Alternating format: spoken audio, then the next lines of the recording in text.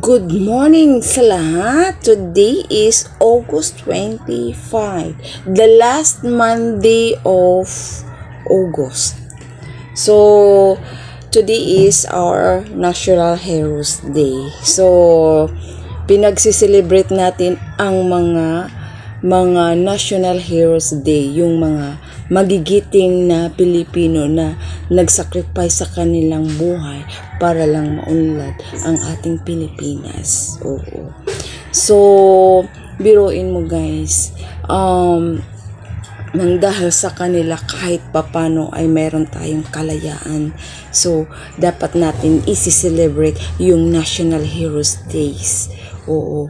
Kung hindi sa kanila, tayo ay slave pa rin sa ibang bansa. So, dapat i-celebrate natin ang National Heroes Day, mga madi idol dyan.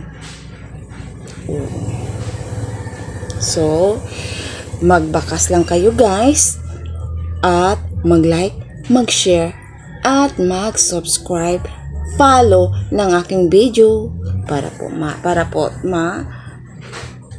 kita sa lahat ng mga kapwa-content creator at mga kakilala at kaibigan. Sige na.